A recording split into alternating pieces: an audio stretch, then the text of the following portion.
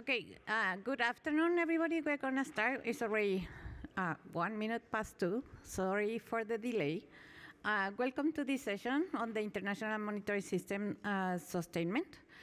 As you know, the International Monitoring System consists of 120 auxiliary, 60 primary seismic stations, 50 infrasound stations, 11 hydroacoustic stations, and 80 radionuclide stations and 16 laboratories for a total of 337 stations. Currently, 304 have been established, installed, and certified. That's 90% of the network. So you can imagine the major work on sustainment that we need. Sustaining this complex and unique network is challenging, and there are various aspects that need to be taken into consideration, and having different perspectives will contribute to successfully sustain the IMS. This session is divided in two. We have the oral presentations today, and then the e-poster session tomorrow morning, so don't miss that session as well.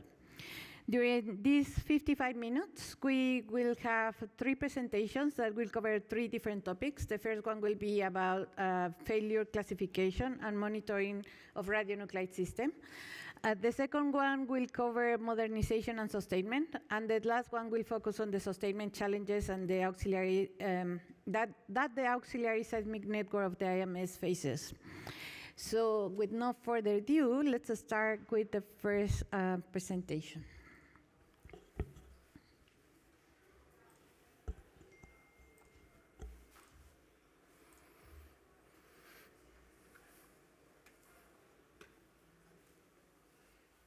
So hello, everybody. My name is Suarez. I'm from Pacific Northwest National Laboratory.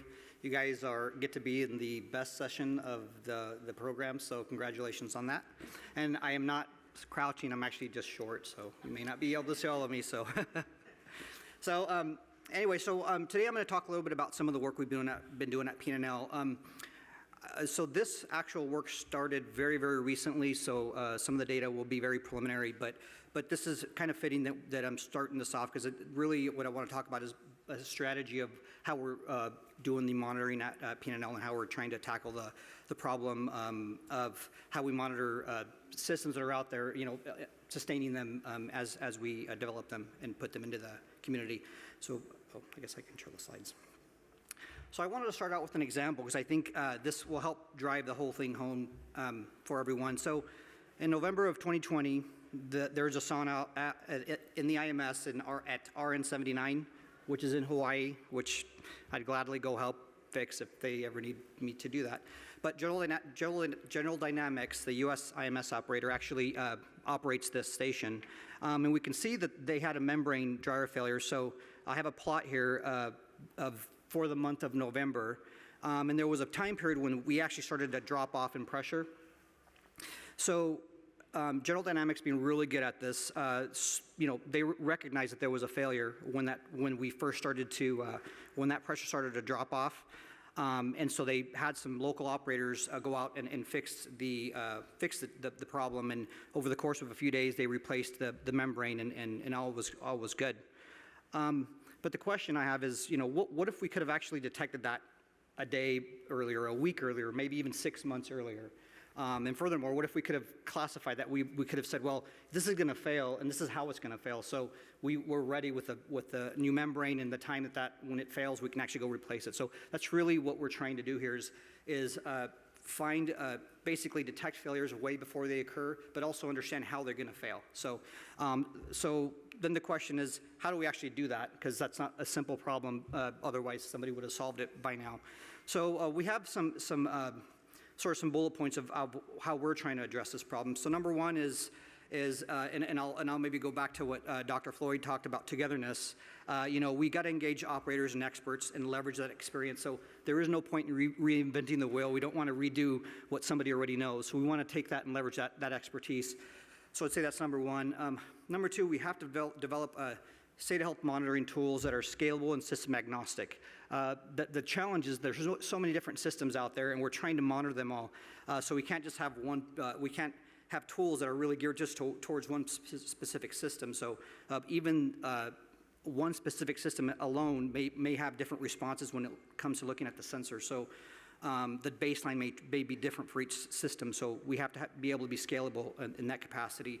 We need to develop tools that are capable of both basic and advanced algorithms to perform diagnostics and prognostics. So the idea here is if I want to monitor maybe the nitrogen consumption of a system, I don't need some special algorithm, sophisticated algorithm to monitor that. I can put a limit on that, or I can monitor the rate of change in a simple way as opposed to going and using a deep learning algorithm to do that. So we need to be able to do both of those things. We need to leverage the latest advancements in data science and use data-driven and physics-based models and really with the data that's there. And this is, I think, very timely because everybody's using ChatGPT and these new tools these days. So we want to leverage those new advancements. So this next one is we need to identify data gaps and sensors to provide critical information. So the challenge there is radionuclide systems, and I'll use noble gas as an example. There's hundreds of sensors in them, but the idea is that they're typically monitoring a process, not necessarily the components within them that may fail. So it's important for us to watch and develop sensors around those, put sensors around those components that may fail, and then develop algorithms around those. And lastly is translation of algorithms to operations. And while that sounds simple, we've had situations in the past where we have a statistician do some really neat statistics around some of the data, and when it goes to translating to operations, nobody really knows what it means. And so we need to be able to translate these algorithms to operators that are actually going to operate the equipment. So just really quick, for those that aren't familiar with state health monitoring, radionuclide systems can have hundreds of sensors on them monitoring different parts of the process. Those internally, they're typically sampled on some interval. In the IMS, a subset of these are actually sent on 10-minute averages and 2-hour file blocks out to a data center.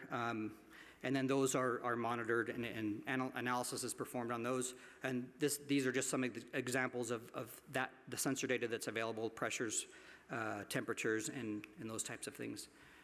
So I just wanted to talk a little about what we're doing at PNL to kind of get after some of these. So number one, engaging operators and experts. We've done a lot of this. We've worked with General Dynamics, the US IMS operator, quite a bit. We've engaged the PTS quite a bit and gotten feedback. We've even engaged the University of Alaska at Fairbanks on some of their seismic stations, and some so we can develop some common themes around things that we've worked that fail. So we had really good conversations around there. So we're trying to constantly engage those experts that work with those systems on a regular basis. So we've developed some tools. So the tool we're using in architecture at PNL. So we took a very modular approach. So our tool is very system agnostic. You can use multiple algorithms in parallel. Again, that's important for times where I just might want to monitor something that's very simple as opposed to something where I'm looking for some anomaly in data that's going to be harder to find. Sensor lists are built dynamically. Again, every system has a different set of sensors that are reported. We have a standard interface to analysis algorithms. That's really important for the data scientists that are doing a lot of the work so that they can interface the data, but also for implementation and both for testing. And we have a web-based web-based GUI. And then the last one is we use a REST architecture, so it's really simple for the data scientists to get at the data. This is just an example here of the our user interface. So here's Asana, Spolix, Z International, and Arasa. So 3 noble gas and 1 particulate system using some of our software, and you can see different amounts of sensors, and we can actually plot these all on one single plot too. It gets a little messy, but if you want to do some intercomparisons and that type of thing. So sensor research. So I talked about data gaps a second ago, and I think this is really important is can we look at developing sensors around some of those critical components. So we've developed some circuit boards where we can take data on those critical components so that we can tie them all together and see if there's any algorithms we can kind of develop around that. So an example here is this board in the middle has multiple inputs for current transducer, temperature, and an accelerometer. So accelerometers are very interesting for any equipment that has moving parts, especially if there's something like a motor. You know, if you, an accelerometer will actually output in acceleration and gravitational units, but if you do an FFT and look at the frequency domain, you can start to pick out different things. So in a motor, you might be able to tell if the bearings are going bad. In this case, what we've done is an example. So one of our laboratory systems, we had a vacuum pump where we took some data on an accelerometer when it was operating normally, and then we ruptured the diaphragm over the course of several weeks and looked at the response, and the signatures obviously are quite different. But so you'd see there, I have a couple of graphs here where I show an FFT and then an fast forward transform over time. But you know, you could imagine developing fingerprints of certain failures based on that. So this is where we really want to look at sensors specifically for this type of equipment. So if this was a vacuum pump, for instance, that does a transfer of xenon to the nuclear detector, it'd be very important to know if it's starting to rupture or starting to fail. So we started looking at some early detection algorithms, and this is an example. If we go all the way back to what I started with, the membrane dryer failure, we started looking at that failure, and these systems are very cyclical, so we picked some points and looked at that over time, and it was kind of interesting using this multi-scale rank permutation change localization technique. What we found was it actually provided an alarm 8 days prior to the membrane actually failing, which this is early, but if this is actually real, then you could imagine if we'd known that information 8 days prior, then the failure would not have occurred. We could have actually replaced that before we saw the failure. So that's one of the important things that we're trying to do is find those before the failure becomes catastrophic. This is another example where this system happens to be at Diego Garcia, which is way in the middle of nowhere, and the HVAC in a lot of these stations, as many people know, are very important because we want to stabilize the temperature. Noble gas systems can be sensitive to that. So in this case, there was an HVAC failure that occurred, and you can kind of see the room temperature. The HVAC actually the temperature starts to rise, which means our HVAC has failed. But we started looking at this a little closer, and we looked at temperature delta of 2 points in the cycle. And what we found was about 3 weeks to 4 weeks earlier, the HVAC itself started to have problems removing heat from the cabin. So this is just another way to look at that data. But if it's starting to have problems removing the heat from the cabin, we know that it's not able to keep up. And obviously, this is another opportunity for us to put more sensors on the HVAC, monitor current and temperature, maybe of some of the components, so they could tell us whether they're going to fail. So just in conclusion, we're working with experts and leveraging feedback. We've been doing that for several years. We've developed a framework at P&L for analyzing and ingesting the data. It's very agnostic. We're doing sensors research to look at where we might fill those data gaps. And then we're looking at algorithms for early detection and classification. Our data scientists are actually leveraging our high performance computing that we have at P&L. So that's been very, it's worked wonders so far, but it's, like I said, it's really early still in those stages. So moving forward, we're just going to continue to do the research, looking at correlations, folding in environmental conditions. Obviously, if it's hot outside, the temperature, the HVAC is going to work harder, so it makes you fold in those correlations, and then continuing to work to translate those algorithms over to operations. So that's all I have. Thank you. Thank you.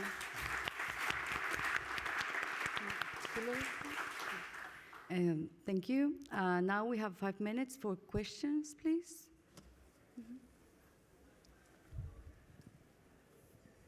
Yes, please, there. We have a microphone. Okay. Thank you. I have a question that may be a little bit outside the scope of your study, but do you have statistics on failure of radionuclide station, and if there is a difference, let's say, between the manual RASA station and the automatic ones, which one would expect because of the mechanical components of the automatic stations? So that's a really good question. So we do have some of that. We've done some statistics modeling around failures. Obviously, it's a little bit more of a challenge. We don't have a ton of failures, and a lot of times when they fail, it's not always the same necessarily.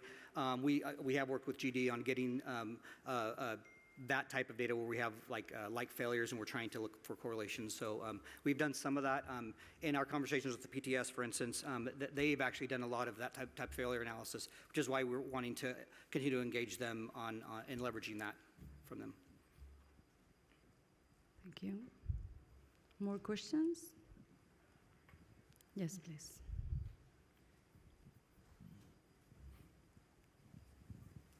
Thank you, Ray, for a very good talk. I'm very keen on this accelerometer for me measuring the pumps. And so my question is actually, with these sensors or without those, what kind of time frames do you think you'll be able to see failures? How long ahead of time do you expect to be able to see like a pump membrane rupture or pump dying or a valve going bad?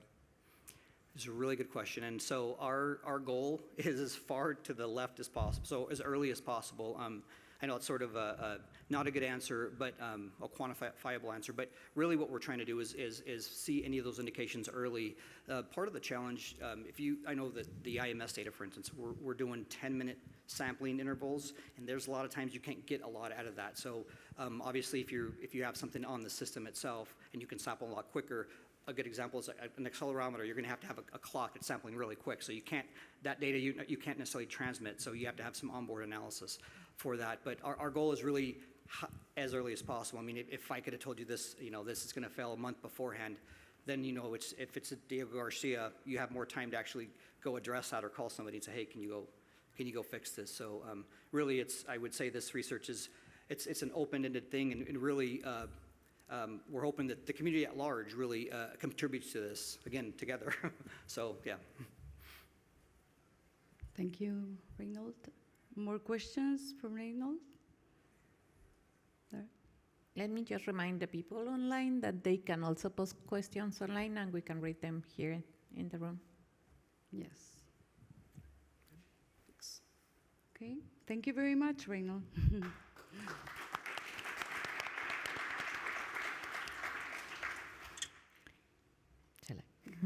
Our next speaker is John Magnus.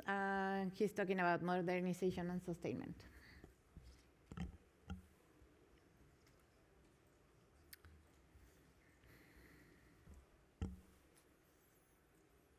Thank you. So I'm not standing on my toes. I'm just a bit taller. So I'll follow up. It was a very nice presentation, Ray, and I think the start of my presentation will follow a bit on what he started talking about. I'll be presenting some modernization efforts we did internally at NorSAR in Norway at the National Data Center, and I'll also look into some infrastructure problems that we have seen on the legacy arrays that we're operating. So, yeah, as I mentioned, modernizing, it costs saved expenditure and increased uptime and quality, and then we'll look at some capital expenditure on our seismic station PS27 in the second part of the talk. So we had a big generational shift at NorSAR a couple of years back. So the last 5 years, we've had a lot of people coming in. This gave us the possibility to operationalize some new work processes and to implement some new support technology. And this enabled increased state of health monitoring and also remote control of our infrastructure. Another thing that we've been working on is to renew the cooperation with our local caretakers. We see that if you can't predict a failure, actually getting to the station quickly when a failure occurs is really important. So we have cemented new collaboration agreements with all our local caretakers, which means that they have a bit more responsibility in terms of their level of alert and how capable they are of helping us. And we see that this is giving us a smaller and more agile combined team, and we can actually adapt faster. So this is able to increase the data availability, of course, if you can fix a problem earlier, and this in terms causes better mission capability and also data quality. And then I'll go into some of the more nitty-gritty that we've been doing. We've had a focus on documentation, a focus on planning, a focus on risk mitigation especially, and also an HSE focus, and this again is causing better quality throughout our organization. First, let's start with the state of health monitoring. We already saw some aspects in the previous presentation. If we go back 10 years ago, NORSAR's state of health monitoring was a snapshot. It showed the status of all our stations and for a select parameters. Around 2015 to 2017, we started storing all this data. That creates, of course, other problems, but now you have the time series data that you can actually go back and analyze. In addition, we were able to then tune alarm thresholds based on either trends or intra-array discrepancies between sensors. And we've also moved towards, same as inspired by the PTS, the visualization through Grafana. So to the right in this slide, you can see all the state of health data related to our battery system at our remote station in Spitsbergen. So we have control over the temperature, we have control over the wind speeds, we have the battery capacities, the voltages, the loads, and everything is scalable and very modular for the operators to look at. So they can basically pull up all the plots they need to look at a given value at a given time. Another aspect that we perhaps didn't touch so much upon in the last talk is actually when you have a failure, you need to know why it fails. So we went back to look at all the logging, and this picture actually shows the amount of failures we've had at our primary seismic station 27 since 2006 until 2020. And we analyzed them into 9 different categories, and then we looked at what failures actually cause data outage or costs us a lot of personnel capacity. So we identified definitely 2 issues, and that was cable damage and external communication. So in order to mitigate this, cable damage is of course a problem that you can do a lot about before it happens. So we did a full digitization of all the cable maps, send it to all the landowners, and reminded them that there are actually cables in your ground that you need to take care of. You are obliged to notify us when you do digging, and this caused our cable problems to really decrease. In addition, we've created some more digital routines with companies that can help us do the actual sighting of the cable if someone is doing entrepreneur work close to our array.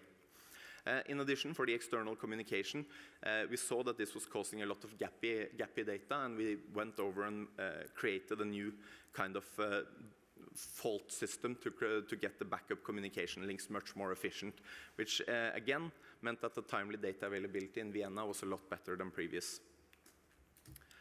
Another aspect that I would like to highlight is actually going through your station and look at the risk. What can go wrong? What is the probability? And if something goes wrong, what are the consequences? And when you look at this, you might see that you have potential problems that you can just live with, or you need to mitigate them. And then with the mitigating aspects you do on your station, is the risk now acceptable, or is it not? Do you need to do more in order to operate at a comfortable level? So for all our IMS stations, we have created spreadsheets with a number of different fault classes and risks, so to speak. We look at the inherent risk, and then we do a mitigation analysis to see what we can do, and then we agree whether or not the operation we are sustaining at the moment is acceptable or not. And this is repeated on regular intervals because, as we all know, the world changes, and we've already earlier today in other panels talked about climate change, different risks that are coming up.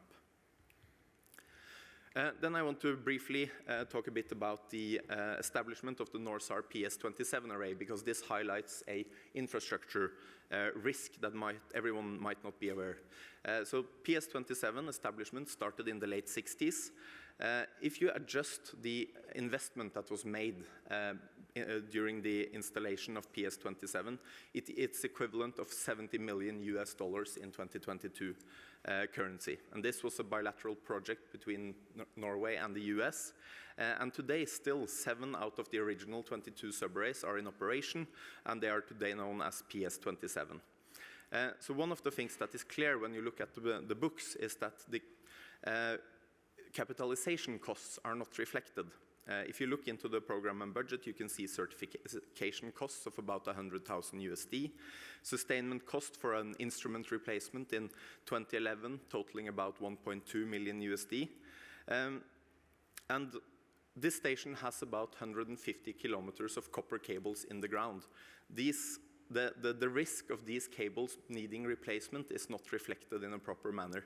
And we have done some back-of-the-envelope calculation, and it would be exceeding $5 million USD if we needed to replace these cables. So what we did, instead of looking at the lifetime of the cables, which was 50 years, and you can see from the date we are putting into the talk that 50 years has already passed, we got the third-party evaluation of the cables, extending the lifetime by more than 20 years, meaning that we can still operate, and instead of changing fully working infrastructure, we can actually extend the lifetime of the infrastructure by evaluating it properly.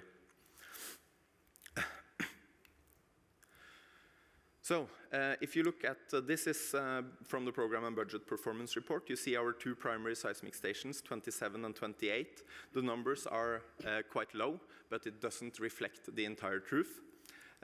So, in a sustainment plan, this real-time costs need to be accounted for. The lessons learned from our point of view is that a detailed overview of design lifetime per equipment group is very important, and the actual infrastructure cost needs to not be neglected, because these can surpass the instrumentation cost by a great margin. And then, of course, we know that not all the sensors in the system are primary seismic stations. These are the ones we know the best, so we use this as an example, but we need to evaluate the different groups individually to see what kind of risk and problems we are looking at. Another challenge is the erratic sustainment cost. The figure to the right shows the PCA cost for operating the stations post-certification. Then there are small maintenance costs in yellow, and then you see the sustainment costs in blue. And these are highly erratic, and you see the variation from year to year is quite substantial. So who should own then the currency exposure? How do we account for this big variation in sustainment costs? I know there are several efforts now, and there will be sessions later this week also to discuss this, but it's hard to define and establish a best practice across all disciplines. And again, also contributions in kind perhaps are not properly mapped in all these aspects, which we would need to look at in order to have the full picture of what it costs to actually sustain the total of the IMS.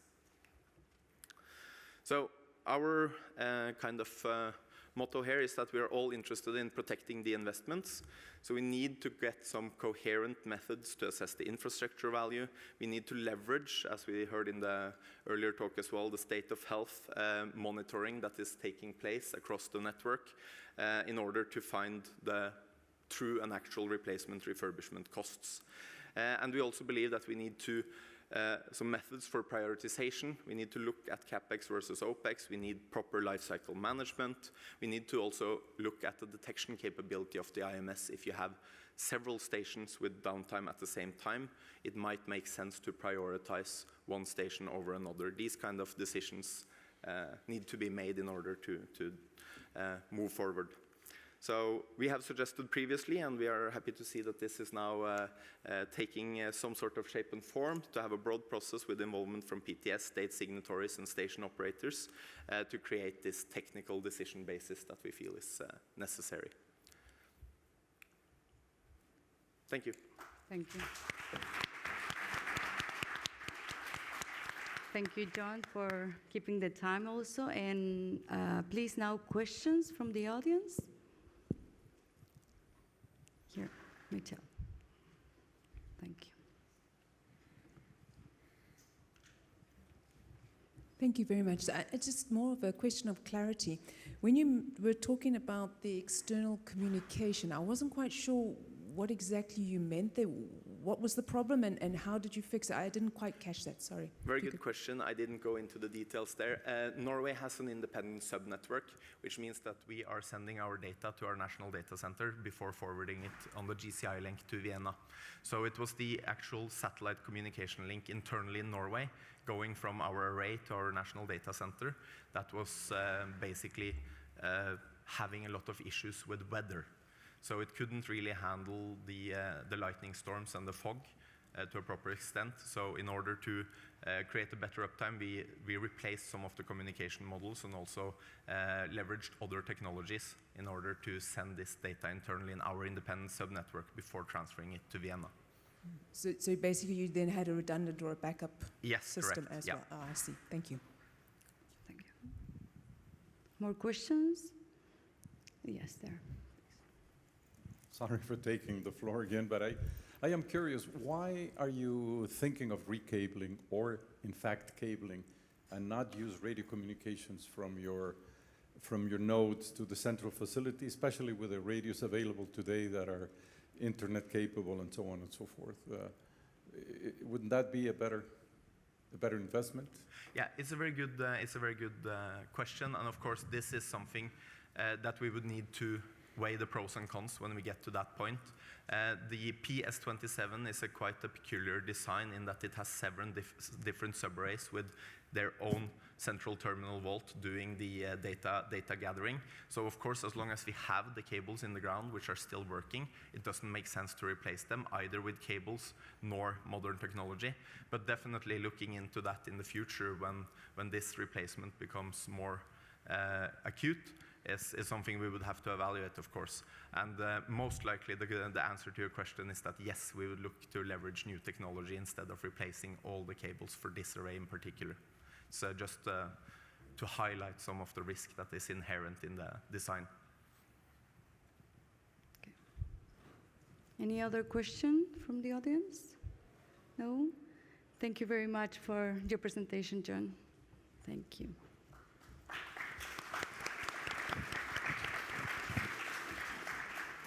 Before our last presentation, I'm gonna make an announcement.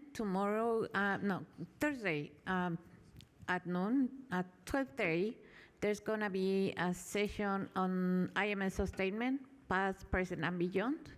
And you are welcome to attend that presentation. It's gonna be in Guante Garden room that's upstairs to the back. So our last oral presentation today is Jose Pereira, who's giving it, and it's the Auxiliary Seismic Network of the International Monitoring System Challenges and Opportunities, an International Monitoring System Perspective. Thank you, Shirley. Thank you all for being here today. So my name is Jose Pereira. I work for the IMS and for the maintenance unit. My talk today is going to be a little bit the opposite of what you just heard. We just heard big numbers, big resources, tangible results. I'm going to be talking about the auxiliary seismic stations where the numbers are much lower in terms of resources available to sustain this particular network. And we hope to make use of the resources that we have available, however small they are in certain cases, to maximize the results that we can present. So this, this presentation today has been prepared in partnership with colleagues of mine, all from the maintenance unit, Irene Bianchi, Stefka Stefanova, and Hideaki Komiyama. So I'll organize this in terms of, introducing you to some of the observations, some of the facts in terms of performance. Then we'll evolve into what I call the mix and match phase, where I do a little bit of the experiment of the auxiliary seismic stations in terms of performance, and then we go into hypotheses as to why we observe what I'm going to show you, test those hypotheses, and do some conclusions and some recommendations. This is more or less the structure that I propose to bring before you today. So jumping right into it, a little bit of an introduction about age of the system. So what you see here is the cumulative number of certified SHI facilities, SHI standing for Seismic, Hydroacoustic, and Infrasound. I refer to this subcategory as waveform facilities. And you can see the cumulative number was in a steep growth rate up until, say, 2009, 2010. You can see this all across for the 4 technologies. The next slide is basically the same, broken down by the technology. So you can see in blue, in the blue bars, the auxiliary seismic stations. And as of 2022, we had 109 auxiliary seismic stations certified. 45 primary seismic certified, 53 infrasound, and 11, which is all of the hydroacoustic subnetwork certified in a total of 218 stations. The next slide shows you the age of these SHI facilities since certification. You can see there's a lot of stations that are now 14 years or more. That's the bulk of the network that we have in terms of SHI. Without detriment, I clarify this, without detriment to the stations, some of them having been revalidated and having been subjected to attention. The next slide is more or less the same, broken down by age percentage, and to the right you see these two very simple statistics. 85% of the SHI are now 10 years or more, and 75 of SHI stations are 15 years or more. So this gives you an insight as to what, the age group that we're dealing with. Jumping right into the performance that, the relative performance in terms of the technologies that I bring before you today, you can see, there's bars and lines here, maybe a little bit misleading, but you can see that the auxiliary seismic, with the exception of the hydroacoustic subnetwork up until 2016-17, and that's for specific reasons. The auxiliary seismic performance in terms of unauthenticated data availability always lags behind the other technologies, and that's for an observation period that spans for 9 or 10 years. So the next slide shows you more or less the same. The metric here is slightly different. It's for unauthenticated mission capability, and you see more or less the same result. And the observation period is pretty much the same. So I'd like now to run away a little bit from the analysis of the SHI as a group and focus a little bit on what happens with the auxiliary seismic. Okay, this is an average data availability for all auxiliary seismic stations certified up to today. So that's 109 facilities. What I'd like to you to focus on this is that it hovers just below 90%, and that's this straight line regression that shows a downtrend. So since the observation period started in June 2015, we've been having this slight negative gradient of about, say, 3.8%, let's call it around 4%. And that's for the entire set of certified AS stations. But because not all of these AS stations are created equal in a way, in a figure of speech, we as the maintenance officers consistently look at patterns and can actually see that there are at least two groups of stations in terms of performance. So the two slides that I'm going to show you next actually aim at portraying this. And so we broke down the whole set of auxiliary seismic stations into two groups. One group is stations above 80% average data availability, and the next group is below 80%. So you can see here that things look a lot better. You have a very stable performance over the observation period, above 90% data availability with almost no downtrend. And this is a group made up of 85 stations, so that's 78% of the network that we have that we can consistently say that performs par with some of the other technologies. But the situation is not as good as this when I show you the next slide. And this is it. This is the remaining 24 stations, or 22% of the network. You can see a number of things on this graph. You can see, first of all, the unstable nature of the performance in terms of average data availability, and you can see the marked downtrend on this straight line. This marked downtrend has the gradient is negative, almost 12%. So you can see that the situation is grim, and we tend to call this the problem. So this is a group of 24 stations that I'm not identifying the stations, obviously, but you can see the performance over the observation period of about 8 years. You can see that during this time there are certified stations that are not transmitting data. Some are better than others, but there's quite a lot that are below 50 and even 40% data availability during this period of time. So I progress now to chapter 3, so to speak, the analysis of the results. And I bring very simple results here on this slide, on this summary. So I think I've shown you that the average data availability for the AS stations is consistently below the other technologies and shows a moderate downtrend. This is result number 1.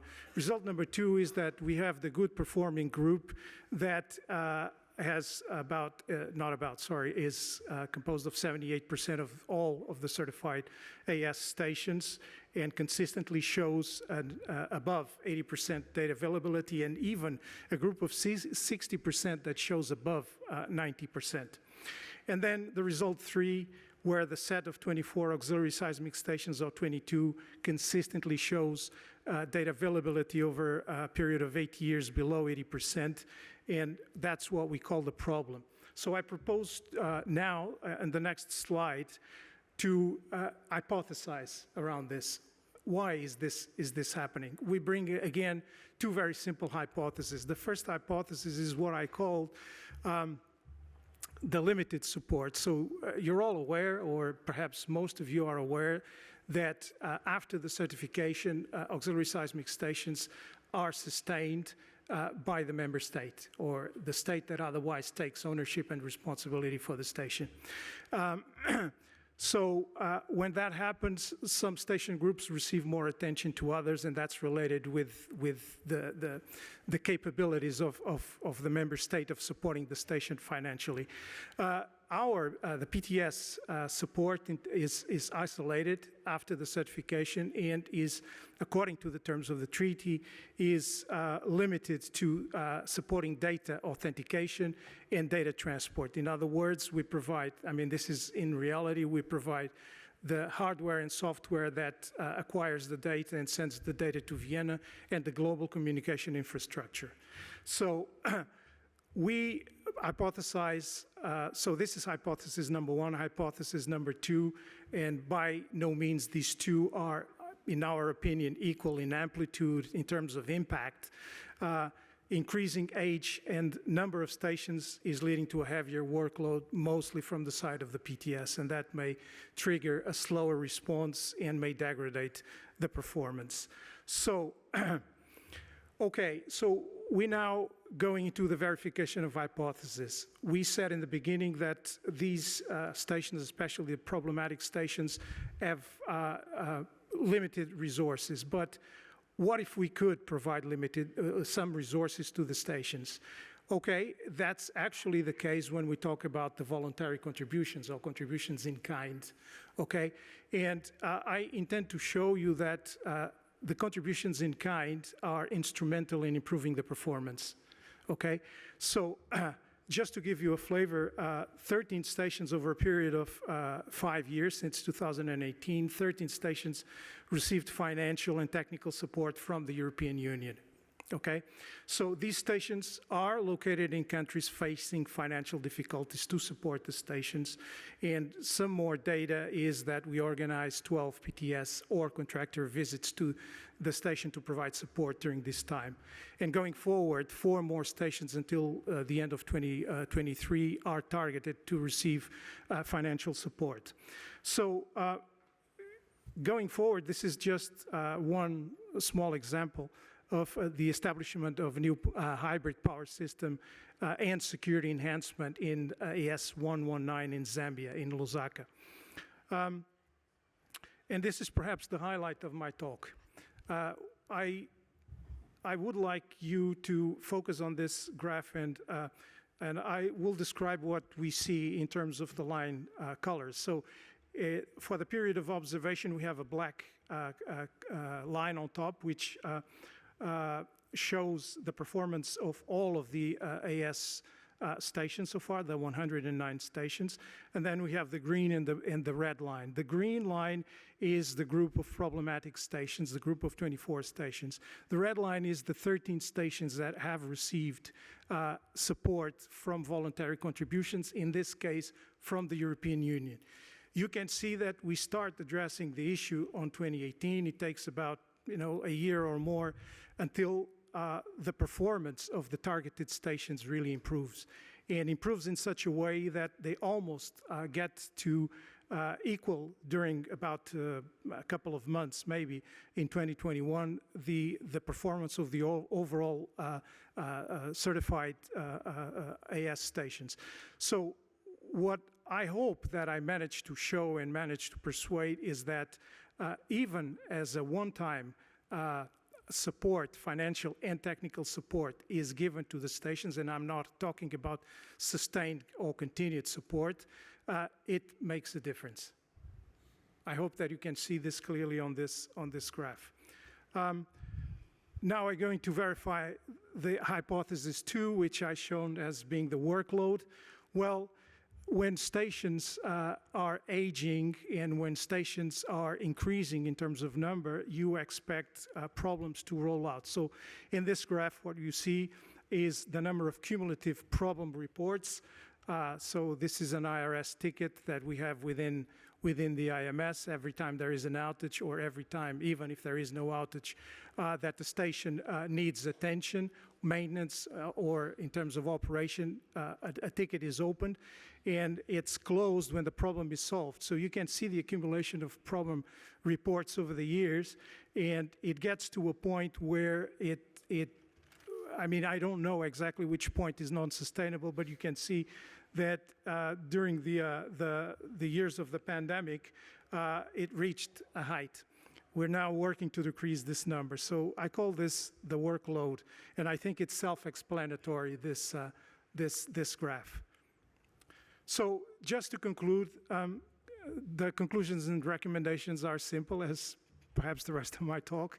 The conclusion 1 is that limited financial support in AS stations is impacting performance in a sizable subset of stations.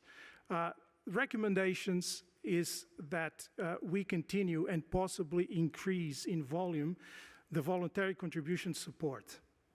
I have to acknowledge that here that we've been more and more subject to attention from countries, specific countries or groups of countries. That's the case of the European Union, but also currently the case of other countries such as Germany and Italy, which are increasing our resources to address some of the issues in target stations. But this is the one-time support that we can provide to the station. What if we could get some sustained support? This is, of course, a wish list. I didn't refrain from mentioning this, even though I know the PTS budget does not contemplate that possibility, but I leave in the air the possibility of a sustained support as being a second push to actually be able to be applied in a subset of stations, and that would, in our opinion, lead to even further performance improvements. And the second conclusion is the increased workload that we have, we believe, has an impact on the response, and as it leads to station performance degradation. So the stabilization, that's the first recommendation. The stabilization of performance of the sub-network would actually lead to a decreased workload and improvement, and we continue to try to improve the efficiency of the station operators and their responses through training that we hold regularly here in Vienna. So that concludes my talk. I'm sorry I exceeded a little bit the time. Thank you very much for your attention. You.